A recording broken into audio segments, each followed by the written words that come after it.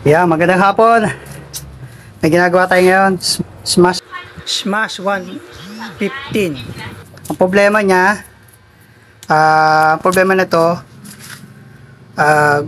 nabibitin siya sa gusto niyo pang ibirit pero nabibitin na siya. So 9 years na tong motor ni Pops. No, 9 years na. 9 years na, no? Okay, 9 years na. Kaya kita nyo naman yung ano niya, yung air filter. 9 years na rin to. Ayan, napakaitim mo. Kara mo diesel eh. Ayan. So, sa mga naka-smash, pinapalitan din to. Pero kung ayaw nyo palitan, pwede kayo mag-DIY. Kakat nyo lang to dito. Tapos lalagay nyo ng yung ano, stocking. Balutan nyo lang dito. Kung nagtitipid kayo. Pero kung gusto nyo palitan ng buo to, may nabibili naman. Pang smash. Yun lang. So, checkin pa namin ibang ano. Itong madalas ding nagiging problema dito. Itong ignition coil. Madalas yan sa smash. Lalo pag matagal na. Isa rin ito sa nagiging problema. Himihina na rin yung kuryente. So, dapat checkin nyo rin to. Pati yung spark plug, hindi pa rin niya napapalitan. 9 years na rin. Grabe, no? Mabot na 9 years. So, ayan, ito na. Tapos na kami. So, sa mga naka-smash, ang ginawa namin dito sa motor niya, dahil nga 9 years na hindi nalilinisan yung earbox. Tapos to, chinek ko na rin itong pinaka-vacuum hose na to.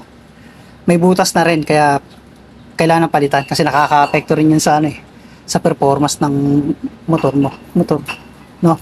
Pag ang vacuum hose may butas na, may epekto yan sa performance. Okay? Sa mga, hindi lang dapat tayo nakapokus sa spark plug. Check din natin yung mga hose na yan. Pag may crack na, palitan na. Lalo yung mga vacuum. Yan. Yung mga hose na yan, double check nyo. Kung may mga crack, palitan na. No? Isa pang pinadya namin, yung sa spark plug. Kasi spark plug niya. Ito yung spark plug niya for 9 years. Talagang palitan na talaga to. Halos pud na yung pinaka center electrode nyo. So, ang lifespan talaga ng spark plug nasa lang. Sa 6,000 to 8,000. Mga ganun lang.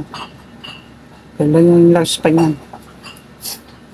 Kasi sa katagalan, mihina na rin yung kuryente nito. Kahit sabihin natin malakas yung kuryente ng bato ng ignition coil, kung mahina na yung pasok ng kuryente dito sa spark plug, hindi mo ma-achieve yung performance ng motor. Hindi ka makapag-overtake. Katulad ni Pops, sumaangal eh. Hindi na siya makapag-overtake. So, yeah, ilan naman pilit namin, no? Nililisang namin yan. Ganun lang kasimple. Yung preventive maintenance na ginawa namin dito, napakalaking tulong yan sa mga motor. Hindi lang sa isang brand, no? Sa lahat ng motor dapat naglilinis ka ng airbox. Okay? So, ilang. So, sabi niya kasi i-tune up, pero kung hindi naman kailangan tune up, may tahimik pa yung makina. Kasi hindi ako basta-basta nag-tune up pag ganun tahimik pa yung makina, wala namang kalansing. Hindi naman kailangan. Hindi tayo dapat nag-tune up, no? Kasi pag lagi tayo nag-tune up, nakaka-apekto rin naman yun sa lifespan ng makina ng motor. Okay? Dapat panatilihin natin virgin pa rin talaga dapat yung makina ng motor. So, yun lang. Gumagana na siya ngayon. Medyo tumahimik yung makina. Kanina hindi ko lang nagawa ng video. Medyo gumanda yung tunog ng makina. Naglinis lang mo ng earbox.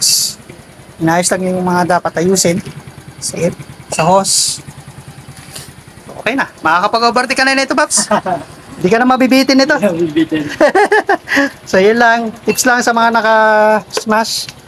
Yan, yun yung mga pwedeng nyo gawin. So, ang madalas na issue ni smash talaga yung ignition coil. Madalas yan.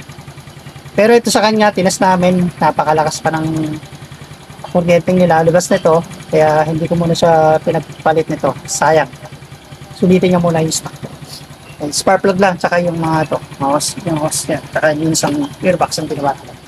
Yung tono, hindi ko muna pinakailaman. Kasi gusto kong manatili muna yung settings ng tono.